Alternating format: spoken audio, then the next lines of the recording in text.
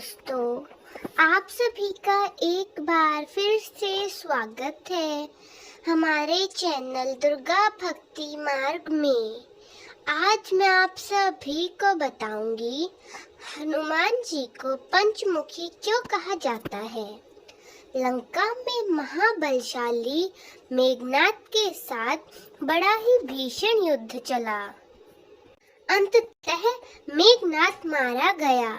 रावण जो अब तक मद में चूर था, राम सेना खास तौर पर लक्ष्मण का पराक्रम सुनकर थोड़ा तनाव में आया।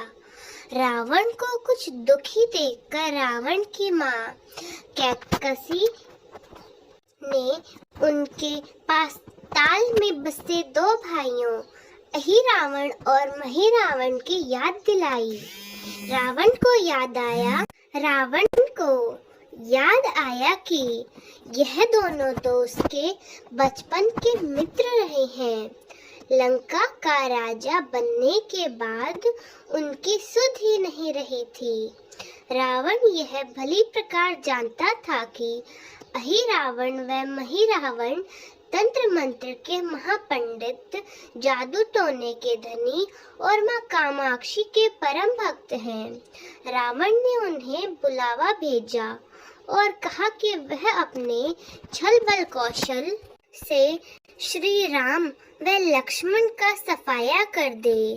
यह बात दूतों के जरिए विभीषण को पता चल गई। युद्ध में अहिरावण में महिरावण जैसे परम मायावी के शामिल होने से विभीषण चिंता में पड़ गए। विभीषण को लगा कि भगवान श्री राम और लक्ष्मण जी की सुरक्षा व्यवस्था और कड़ी करनी पड़ेगी। इसके लिए उन्हें सबसे बेहतर लगा कि इसका जिम्मा परमवीर हनुमान जी को सौंप दिया जाए। राम लक्ष्मण की कुटिया लंका में सोएल पर्वत पर बनी।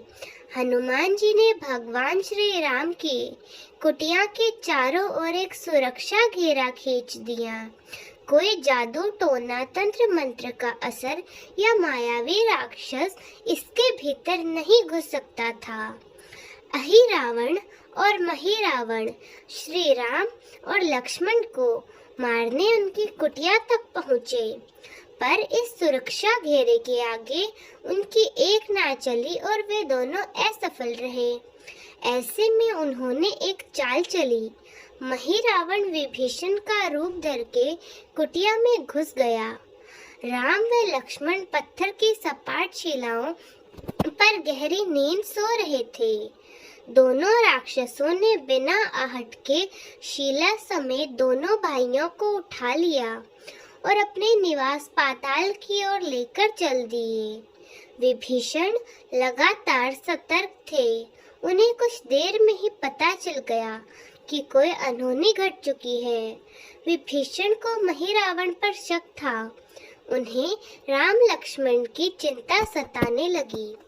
विभीषण ने हनुमान जी को महिरावण के बारे में बताते हुए कहा कि वे उनका पीछा करें।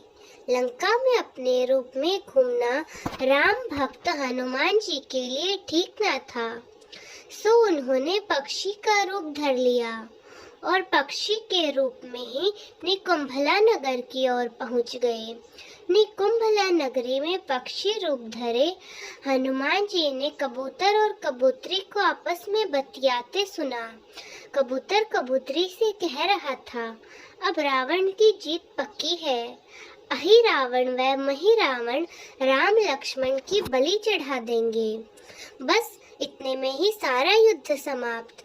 कबूतर की बातों से ही बजरंगबली को पता चला कि दोनों राक्षस राम लक्ष्मण को सोते में ही उठाकर कामाक्षी देवी को बलि चढ़ाने पाताल लोक की ओर लेकर चले गए हैं। हनुमान जी वायु वेग से रसातल की ओर बढ़े और तुरंत वहां पहुंचे। हनुमान जी को रसातल के प्रवेश द्वार पर एक अद्भुत पहरेदार मिला। इसका आधा शरीर वानर का और आधा मछली का था। उसने हनुमान जी को पाताल में प्रवेश से रोक दिया। द्वारपाल हनुमान जी से बोला कि मुझको परास्त किए बिना तुम्हारा भीतर जाना असंभव है। दोनों में लड़ाई छिड़ गई। हनुमान जी की आशा के विपरीत यह बड़ा ही बलशाली और कुशल योद्धा निकला। दोनों ही बड़े बलशाली थे। दोनों में बड़ा भयंकर युद्ध हुआ, परंतु वह बजरंगबली के आगे न टिक सका। आखिरकार हनुमान जी ने उसे हरा तो दिया, पर उस द्वारपाल की प्रशंसा करने से नहीं रह सके। हनुमान जी ने उस परम वीर से पूछा, हे वीर, तुम अपना परिचय दो। तुम्हारा स्वरूप भी कुछ ऐसा है कि उसके कौतूहल हो रहा है। उस वीर ने उत्तर दिया, मैं श्री बजरंगबली हनुमान का पुत्र हूँ और एक मछली से पैदा हुआ हूँ। मेरा नाम मकरध्वज है। हनुमान जी ने ये सुना तो वे आश्चर्य में पड़ गए। वह वीर की बात सुनने लगे। मकरध्वज ने कहा, लंका दहन के बाद हनुमान जी समुद्र में अपनी अग्नि शांत करने पहुँचे। उनके शरीर से पसीने के रूप में तेज गिरा। उस समय मेरी माँ ने आकर के उसे मुख में ले लिया। वह तेज मेरी माता ने अपने मुख में तो ले लिया और वे गर्भवती हो गई। उसी से मेरा जन्म हुआ। हनुमान जी ने यह सब सुना तो मकरध्वज को बताया कि वे ही हनुमान हैं। मकरध्वज ने हनुमान जी के चरण स्पर्श किए और हनुमान जी को भी अपने पिता की तरह गले लगा लिया और वहां आने का कारण पूछा। उन्होंने अपने पुत्र से कहा कि अपने पिता की रक्षा, अपने पिता के स्वामी की रक्षा में सहायता करे। मकरध्वज ने हनुमान जी को बताया कि कुछ ही देर में राक्षस बलि के लिए आने वाले हैं। बेहतर होगा कि आप रूप बदलकर कामाक्षी के मंदिर में जाकर बैठ जाएं। उनको सारी पूजा झरोखे से करने को कहें। हनुमान जी ने पहले तो मधुमक्खी का वेश धरा और माँ कामाक्षी के मंदिर में घुस गए। हनुमान जी ने माँ कामाक्षी को नमस्कार कर सफलता की कामना की और फिर पूछा, हे माँ, क्या आप वास्तव में श्री राम और लक्ष्मण जी की बलि चाहती हैं? हनुमान जी के इस प्रश्न पर माँ कामाक्षी ने उत्तर दिया कि नहीं, मैं तो दुष्ट अहिरावण व महिरावण की बलि चाहती हूँ। ये दोनों मेरे भक्त तो हैं, पर अधर्मी और अत्याचारी भी हैं। आप अपने प्रयत्न करो, सफल रहोगे। मंदिर में 5 दीप जल रहे थे। अलग अलग दिशाओं और स्थान पर माँ ने कहा, यह दीप अहिरावण ने मेरी प्रसन्नता के लिए जलाए हैं। जिस दिन ये एक साथ बुझा दिए सकेंगे, उनका अंत सुनिश्चित हो सकेगा। इस बीच गाजे बाजे का शोर सुनाई पड़ने लगा। अहिरावण महिरावण बलि चढ़ाने के लिए आ रहे थे। हनुमान जी ने अब माँ कामाक्षी का रूप धरा। जब अहिरावण और महिरावण मंदिर में प्रवेश करने ही वाले थे कि हनुमान जी का महिला स्वर गूंजा। हनुमान जी बोले, मैं कामाक्षी देवी हूँ और आज मेरी पूजा झरोखे से करो। झरोखे से पूजा आरंभ हुई। ढेर सारा चढ़ावा माँ कामाक्षी को झरोखे से चढ़ाया जाने लगा। अंत में बंधक बलि के रूप में राम लक्ष्मण को भी उन्हीं में चढ़ावे के रूप में उनके सामने डाला गया। दोनों बंधन में बेहोश थे। हनुमान जी ने तुरंत उन्हें बंधन मुक्त किया। अब पाताल लोक से निकलने की बारी थी, पर उससे पहले माँ कामाक्षी के सामने अहिरावण में महिरावण की बलि देकर उनकी इच्छा पूरी करना और दोनों राक्षसों के लिए उनके किए की सजा देना शेष था। अब हनुमान जी ने मकरध्वज को कहा कि वह अचेत अवस्था में लेटे हुए हैं। भगवान राम और लक्ष्मण जी का खास ख्याल रखें और उनके साथ मिलकर दोनों राक्षसों के खिलाफ युद्ध लड़ा जाए। पर यह युद्ध आसान न था। अहिरावण और महिरावण बड़ी मुश्किल से मरते तो फिर 5-5 के रूप में जिंदा हो जाते। इस विकट स्थिति में मकरध्वज ने बताया कि महिरावण की पत्नी एक नाग कन्या है। अहिरावण उसे बलात्कार लाया है। वह उसे पसंद नहीं करती पर मन मार के उसके साथ है। वह अहिरावण के हर राज जानती होगी। उससे उसकी मौत का उपाय पूछा जाए। आप उनके पास जाएं और सहायता मांगे। मकरध्वज ने राक्षसों को युद्ध में उलझाए रखा और उधर हनुमान अहिरावण की पत्नी के पास पहुंचा।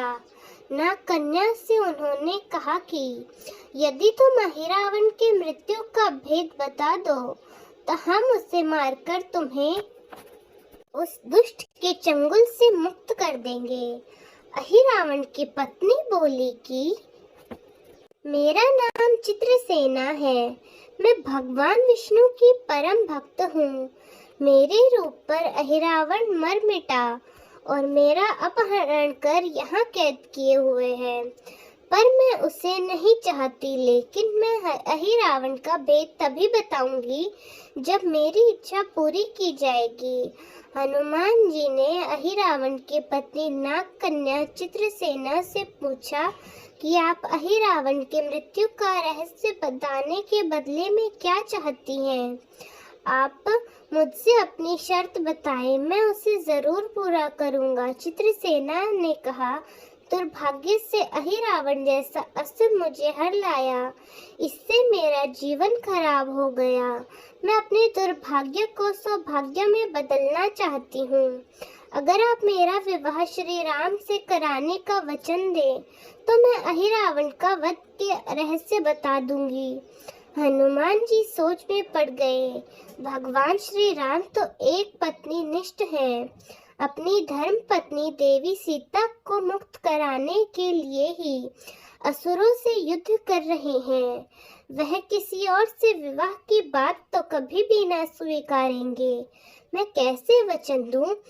फिर सोचने लगे, यदि समय पर उचित निर्णय ना लिया गया तो स्वामी के प्राण ही संकट में है।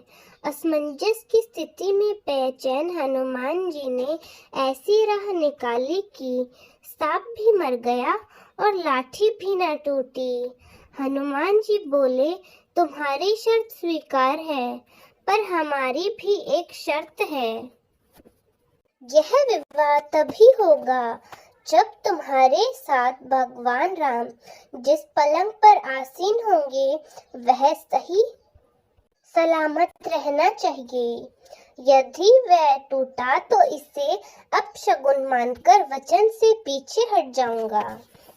जब महाकाय अहिरावण के बैठने से पलंग नहीं टूटा तो भला श्री राम के बैठने से कैसे टूटेगा?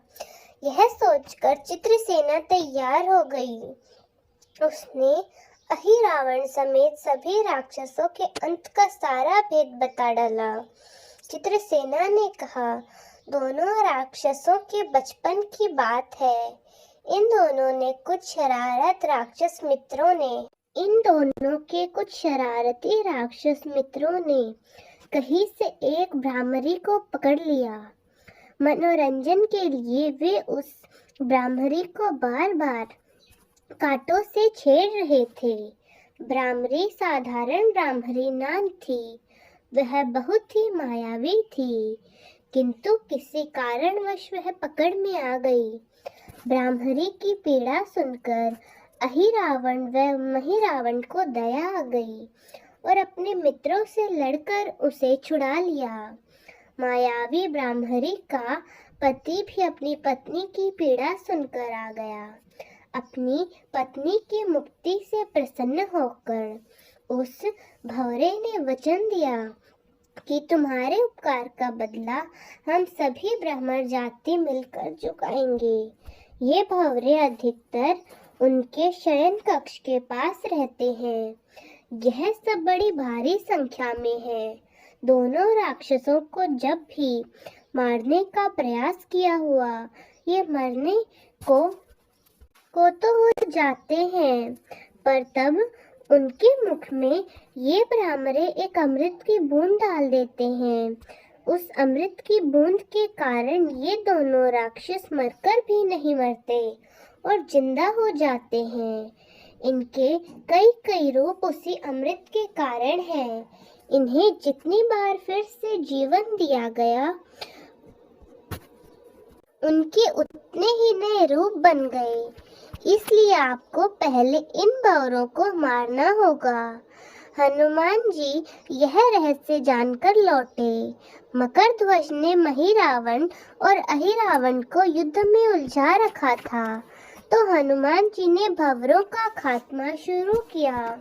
वे आखिर हनुमान जी के सामने कहाँ टिक सकते थे। जब सारे ब्राह्मण खत्म हो गए और केवल एक बचा, तो वह हनुमान जी के चरणों में लौट गया। उसने हनुमान जी से प्राण रक्षा की याचना की। हनुमान जी पसीज गए। उन्होंने उसे क्षमा करते हुए एक काम सौंपा। हनुमान जी बोले, मैं तुम्हें प्राण दान देता हूँ, पर इस शर्त पर कि तुम यहाँ से तुरंत चले जाओगे और अहिरावण की पत्नी के पलंग की पार्टी में घुसकर जल्दी से जल्दी उसे पूरी तरह खोखला बना दोगे। भंवरा तत्काल चित्रसेना के पलंग की पार्टी में घुसने के लिए प्रस्थान कर गया। इधर अहिरावण और महिरावण को अपने चमत्कार से लुप्त होने से बहुत अचरज हुआ, पर उन्होंने मायावी युद्ध जारी रखा। ब्राह्मणों को हनुमान जी ने समाप्त कर दिया। फिर भी अहिरावण और महिरावण को वे खत्म ना कर सके। यह देखकर हनुमान जी कुछ चिंतित हुए। फिर उन्हें कामाक्षी देवी का वचन याद आया। देवी ने बताया था कि अहिरावण की सिद्धि है, जब पांचों दीपकों को एक साथ बुझाया जाएगा तभी वे एक नए नए रूप धारण करने में असमर्थ रह जाएंगे और उनका वध आसानी से हो जाएगा। हनुमान जी ने तत्काल पंचमुखी रूप धारण कर लिया। उत्तर दिशा में वराह मुख, दक्षिण दिशा में नरसिंह मुख, पश्चिम दिशा में गरुड़ मुख, आकाश की ओर हयग्रीव मुख एवं पूर्व दिशा में हनुमान मुख। उसके बाद हनुमान जी ने अपने पांचों मुखों द्वारा एक साथ पांचों दीपक बुझा दिए। अब उनके बार बार पैदा होने वाले और लंबे समय तक जिंदा रहने की सारी आकांक्षाएं समाप्त हो गई। हनुमान जी और मकरध्वज के हाथों शीघ्र ही दोनों राक्षस मारे गए। इसके बाद उन्होंने श्री राम और लक्ष्मण जी की मूर्छा दूर करने के उपाय किए। दोनों भाई होश में आए। चित्रसेना भी वहां आ गई। हनुमान जी ने कहा, प्रभु, अब आप अहिरावण और महिरावण के छल और बंधन से मुक्त हुए, पर इसके लिए हमें इस नाग कन्या की सहायता लेनी पड़ी। अहिरावण इससे बलपूर्वक उठा लाया था। वह आपसे विवाह करना चाहती है। कृपया उससे विवाह कर अपने साथ ले चलें। इससे उसे भी मुक्ति मिलेगी। अब श्री राम हनुमान जी की बात सुनकर चकराए। इससे पहले कि वे कुछ कह पाते, हनुमान जी ही कह दिए, भगवान, आप तो मुक्ति दाता हैं। अहिरावण को मारने का भेद इसी ने बताया। इसके बिना हम उसे मारकर आपको बचाने में असफल रह जाते। कृपा निधान इसे भी मुक्ति मिलनी चाहिए, परंतु आप चिंता ना करें। हम सबका जीवन बचाने वाले के प्रति बस इतना कीजिए कि आप बस इस पलंग पर बैठिए, बाकी का काम मैं संपन्न करवाता हूँ। हनुमान जी इतनी तेजी से सारे कार्य करते जा रहे थे कि इससे श्री राम और लक्ष्मण जी दोनों चिंता में पड़ गए। वह कोई कदम उठाते कि तब तक हनुमान जी ने भगवान श्री राम की बाह पकड़ ली। हनुमान जी ने भावावेश में प्रभु श्री राम की बाह पकड़कर चित्रसेना के उस सजे धजे विशाल पलंग पर बिठा दिया। श्री राम कुछ समझ पाते कि तभी पलंग की खोखली पाटी चरमरा कर टूट गई और वह पलंग नीचे गिर गया। चित्रसेना भी जमीन पर आ गिरी। हनुमान जी हंस पड़े और फिर चित्रसेना से बोले, अब तुम्हारी शर्त तो पूरी हुई नहीं, इसलिए यह विवाह नहीं हो सकता।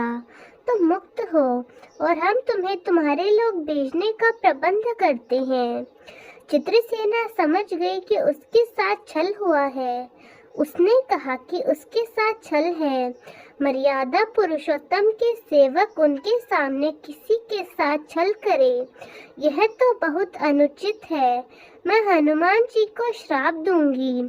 चित्रसेना हनुमान जी को श्राप देने ही जा रही थी कि तभी श्री राम का सम्मोहन भंग हुआ।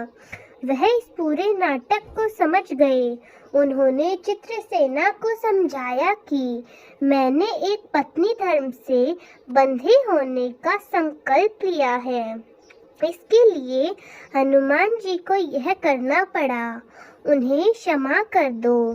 क्रुद्ध चित्रसेना तो उनसे विवाह की जिद पकड़े बैठी थी। श्री राम ने कहा, जब मैं द्वापर में श्री कृष्ण का अवतार लूंगा तब तुम्हें सत्यभामा के रूप में अपनी पटरानी बनाऊंगा। इससे वह मान गई। हनुमान जी ने चित्रसेना को उसके पिता के पास पहुंचा दिया। चित्रसेना को प्रभु ने अगले जन्म में पत्नी बनाने का वरदान दिया। भगवान विष्णु की पत्नी बनने की चाह में उसने स्वयं को अग्नि में भस्म कर लिया। श्री राम और लक्ष्मण मकरध्वज और हनुमान जी सहित वापस लंका में सुवेल पर्वत पर लौट आए। जय पंचमुखी हनुमान, जय श्री राम। तो दोस्तों, कैसी लगी आपको हमारी आज की यह कथा? कमेंट्स में ज़रूर बताएं। धन्यवाद।